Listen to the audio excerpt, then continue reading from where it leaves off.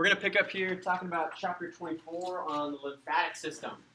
And the lymphatic system is associated with your cardiovascular system because back in blood vessels we talked about how fluid can kind of leak out of capillaries and that we need to pick up that excess fluid in some way. And we talked about the different forces that might allow you to reabsorb water back into capillaries. But because we had net filtration into our body's tissues, that means we had net water loss from our blood into those tissues. So we need to pick up that excess fluid in some way. And the system that does this is the lymphatic system.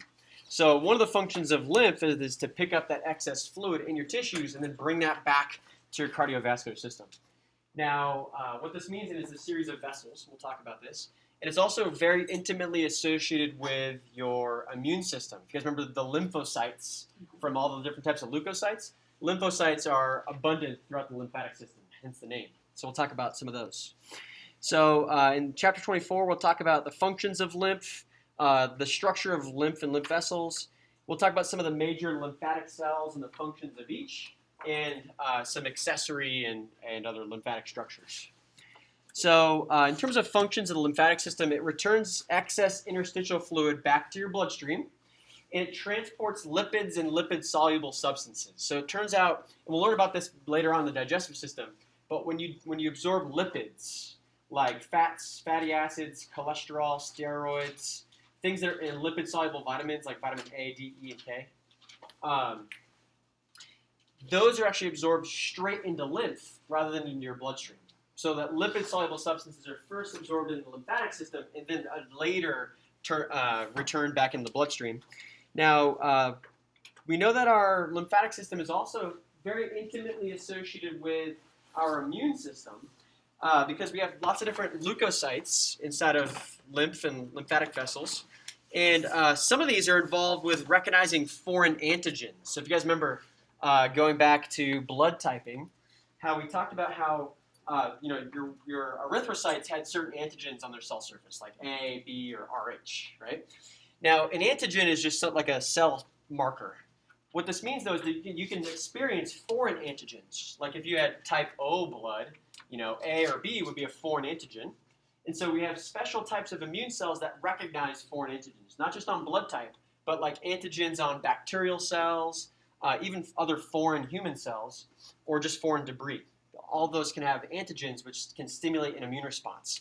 And so we have cells here that can recognize those foreign antigens, and we'll talk about those. So what this slide is showing is just an overview of the lymphatic system.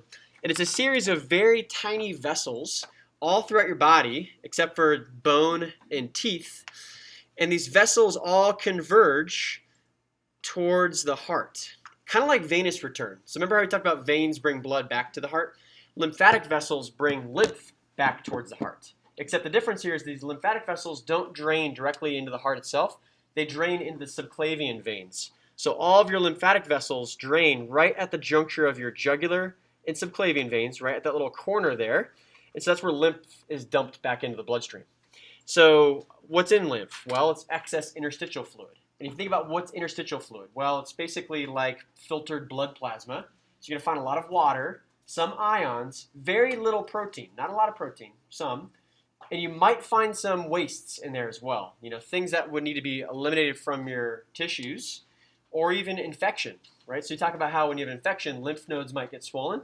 Well, a lymph node are basically little collections of these filtering mechanisms you find in particularly high concentrations around your body, like in the inguinal region, the axillary region, or cervical region. There are a lot of lymph nodes. Oh, even around your abdominal organs too.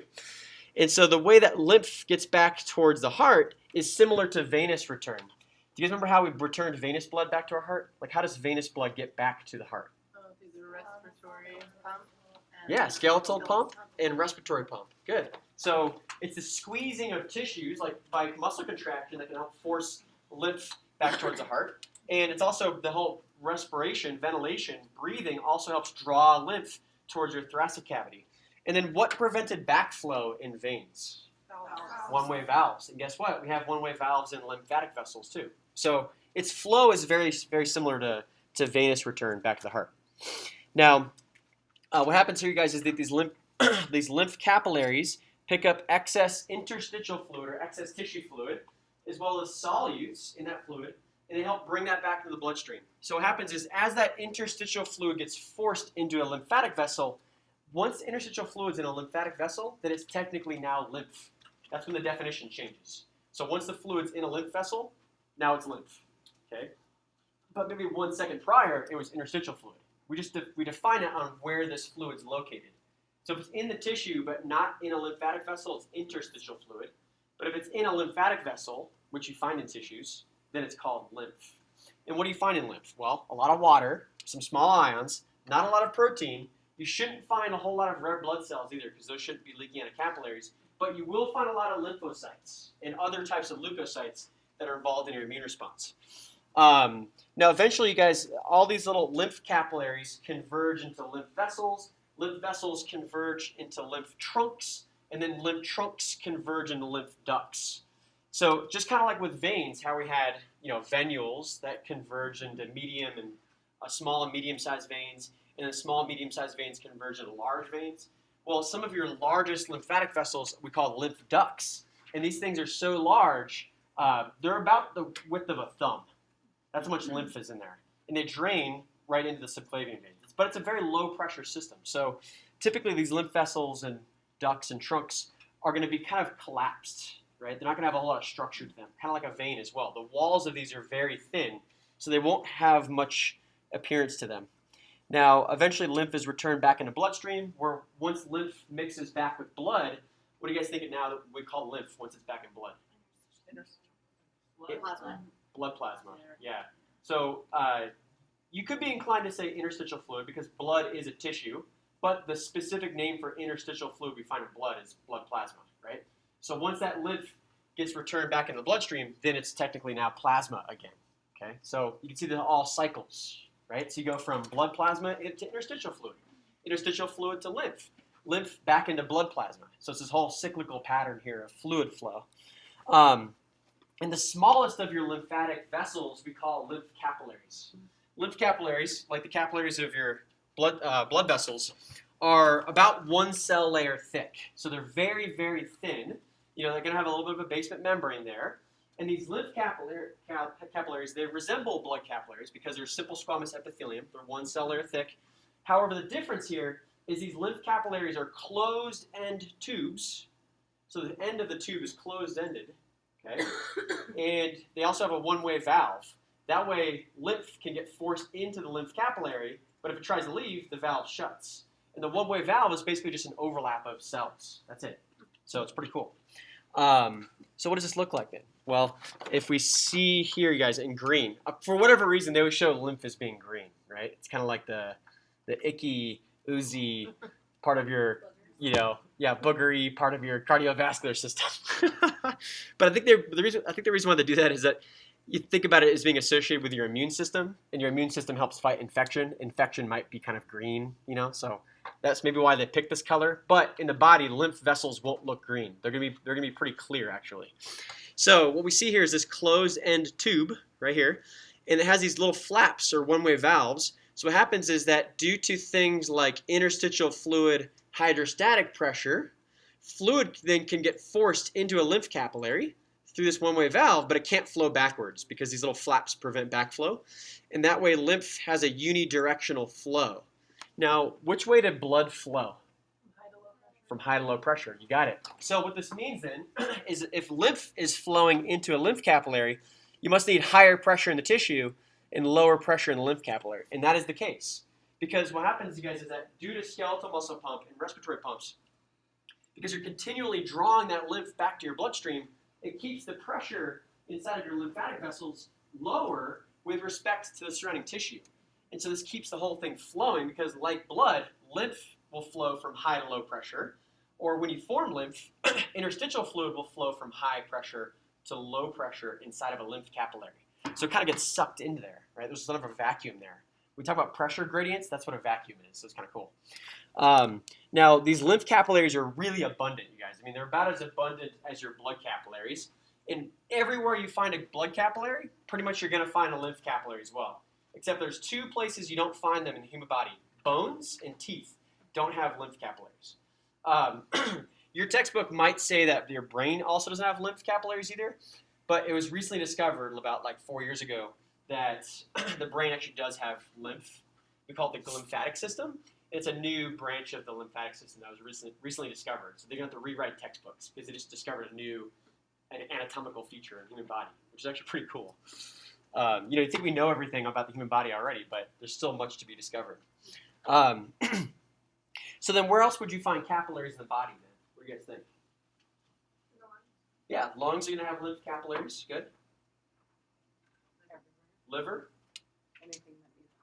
Anything that's highly vascularized, and really any tissue that's vascular, is going to have lymph capillaries, except for bones and teeth. Those don't have lymph capillaries for whatever reason.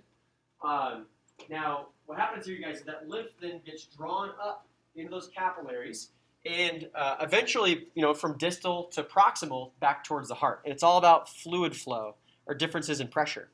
So we have some specialized lymph capillaries you find in the digestive tract, which we call lacteals.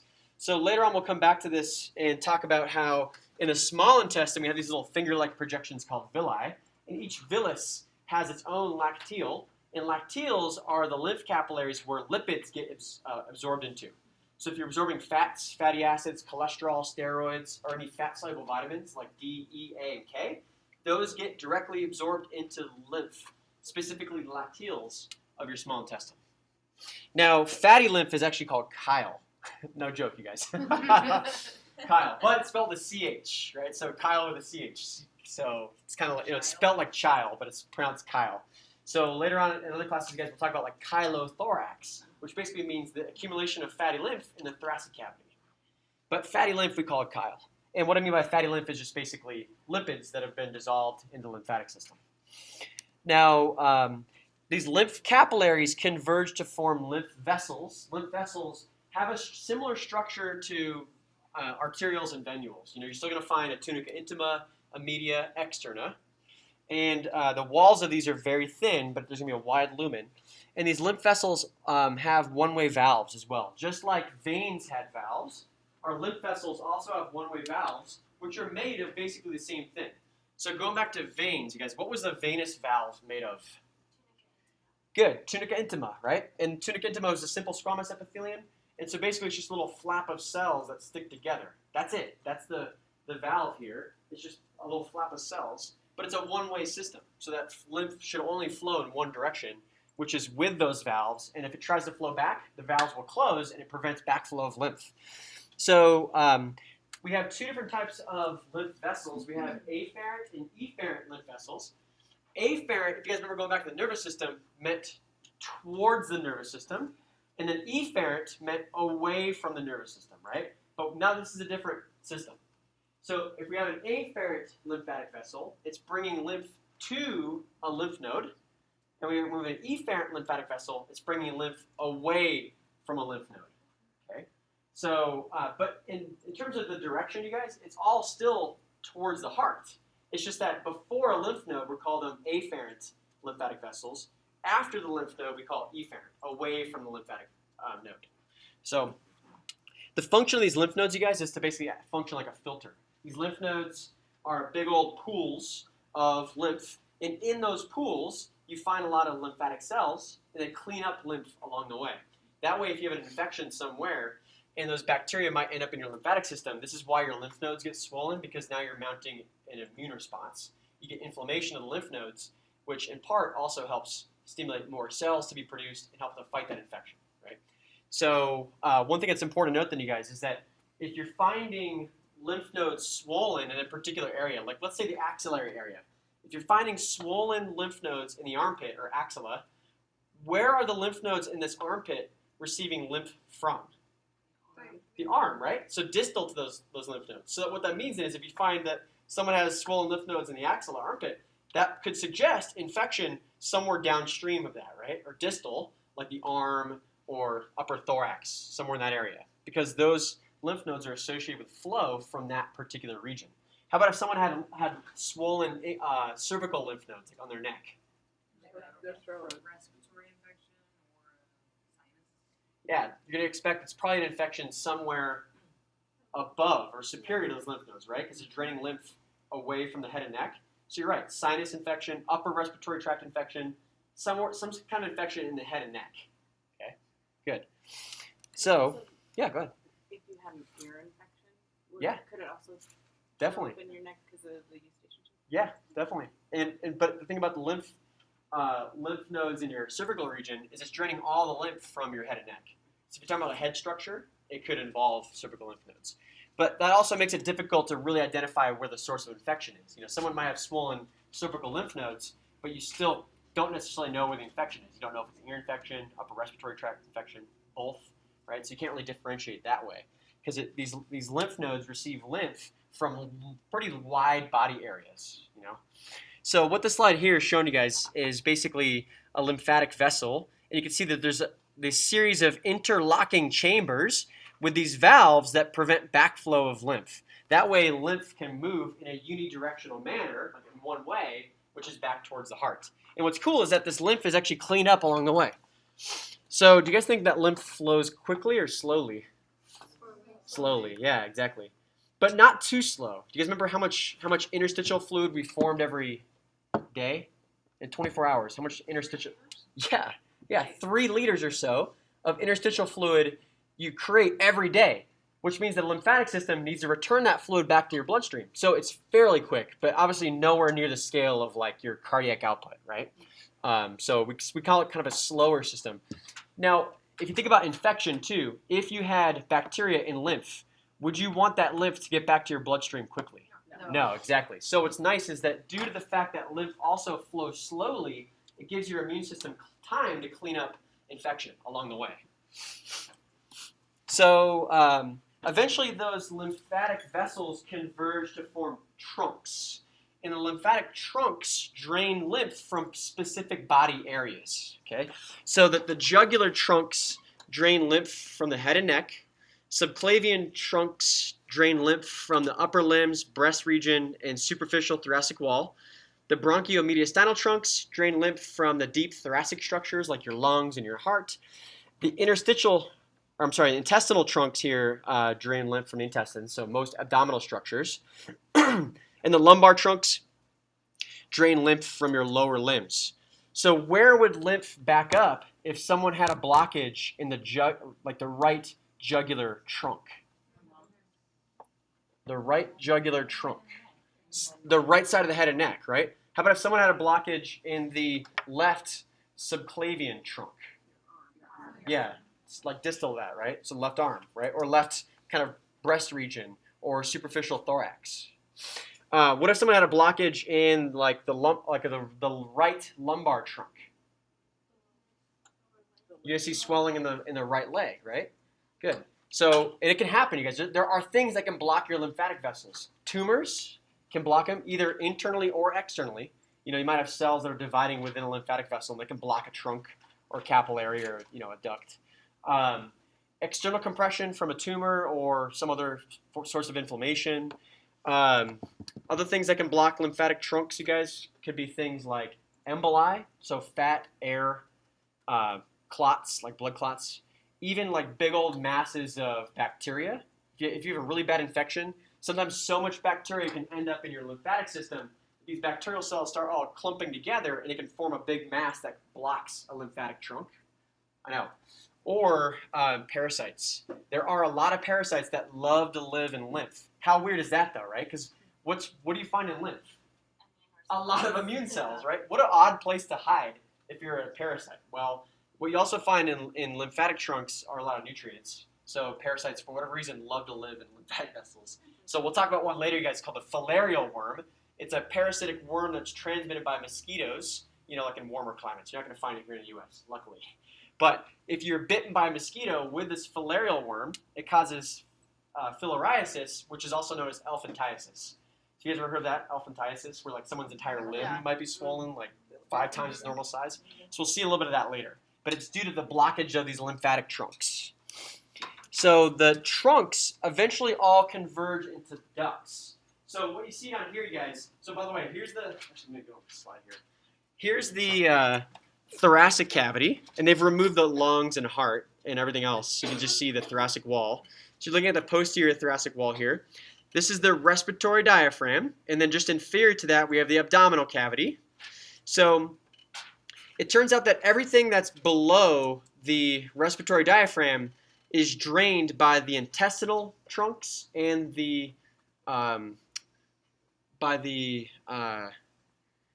lumbar trunks. So I was trying to think of the name, you guys. So the right and left lumbar trunks and the intestinal trunks is what drains all the structures below your respiratory diaphragm, and those all drain into a big old space here called cisterna chyli. Cistern is like a big storage site of something. And what was chyle? Gastrointestinal lymph, that it can have a lot of lipids in it. Yeah, so fats, right? So that makes sense why you call it cisterna chyli, because cisterna chyli is receiving lymph from your intestines, which could have some lipids in it, right? And if you look at the place where it is right here, you guys, cisterna chyli is right at the juncture of the respiratory diaphragm. That's kind of interesting. You might wonder, why is that the case? Well, remember how we had venous return was due to like ventilation? So you take a deep breath in and then exhale. Well, it turns out that if you cisterna chyli is right on the place where you don't see like dramatic pressure changes with the movement of the diaphragm, but above or below cisterna chyli you do.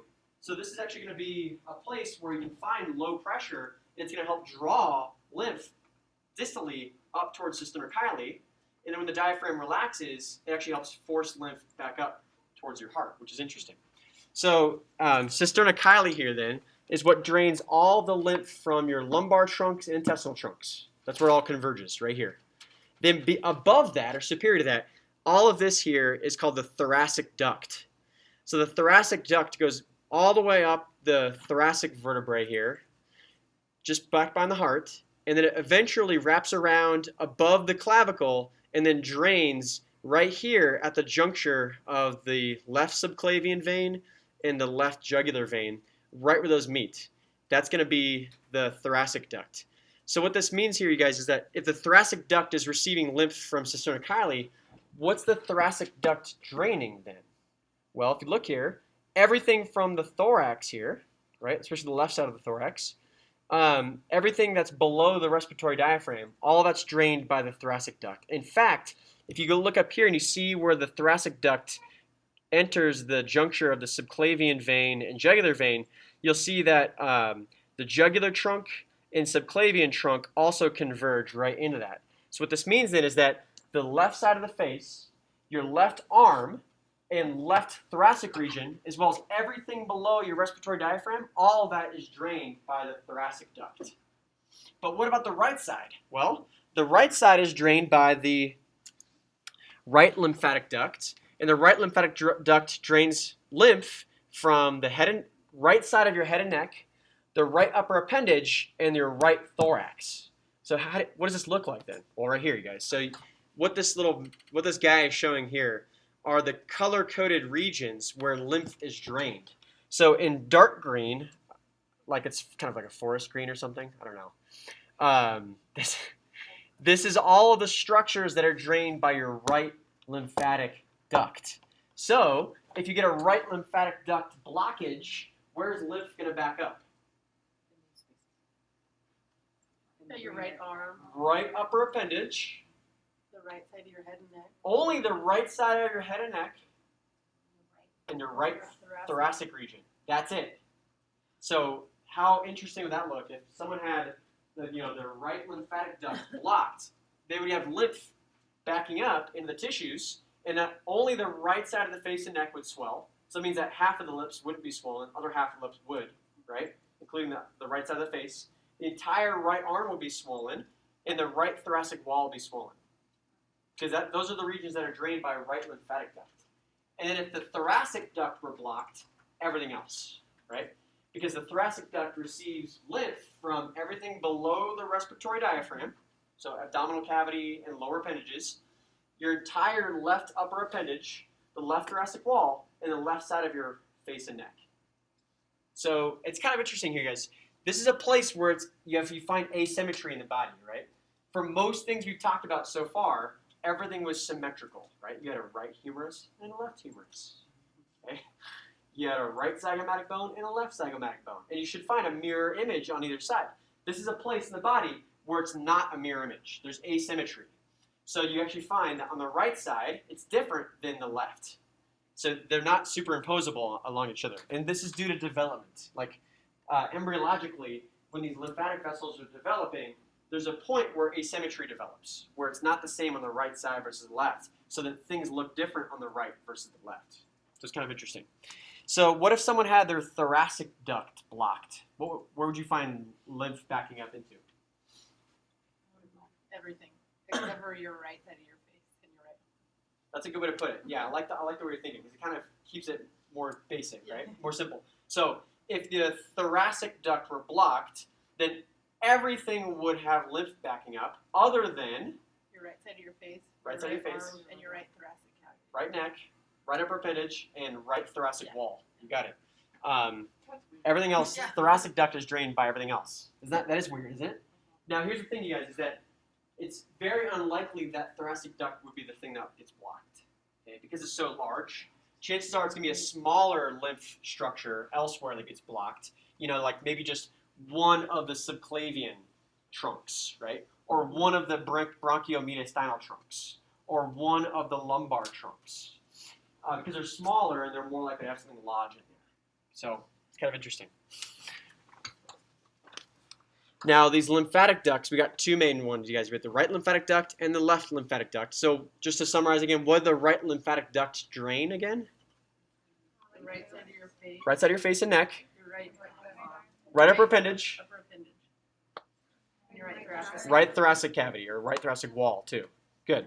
Now, where does the right lymphatic duct receive lymph from then? Well, it receives lymph from the right subclavian trunk, the right jugular trunk, the right bronchiomediastinal trunk. Because the bronchiomediastinal trunk is what drained lymph from the lung and thoracic wall.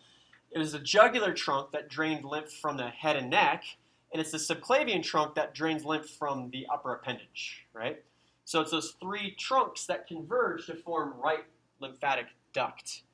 What about thoracic duct? In fact, we don't even call it left lymphatic duct. We call this thoracic duct. It has a totally different name, and it makes sense because it even looked much differently, right? Well, thoracic duct receives lymph from the entire lower appendages. So what are the trunks that drain the right leg and the left leg? They're named for the lower back, right? So good. You have the right and left lumbar trunks, which converge into the sternochyli. Then above the respiratory diaphragm, bless you, that turns into thoracic duct. Thoracic duct goes up the thoracic cavity, and then it connects right at the juncture of what two veins? Subclavian and Subclavian vein and jugular vein. Right at that juncture, right? So right where it drains back into the bloodstream there's also some other trunks that are converging with thoracic duct. So the left jugular trunk, the left subclavian trunk, and the left bronchiomediastinal trunk all drain in the thoracic duct. But remember, the thoracic duct was also draining lymph from the abdominal cavity and your lower appendages. So that's why it covers so much. There's a lot of vessels that converge into the lymphatic duct.